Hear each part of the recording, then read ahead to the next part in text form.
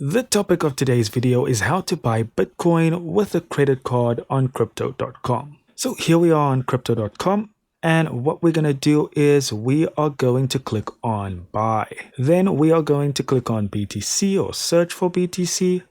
Then you can put in the amount you want, and then here where it says buy with, mine's on Google Pay, but you can click on that. And you want to change crypto to cash. And here you will see debit or credit card, and we can click on set up. And in here, all you need to do is put in your credit card information and then click on add card. Please make sure you have at least 10 cents in your account, as they will use that to verify. When you're done, you can close all of this and click on review order. And if you're happy with all that information, you can just click on buy with. And that's it, guys. Thank you so much for watching. Do consider liking and subscribing, and I'll see you in the next video.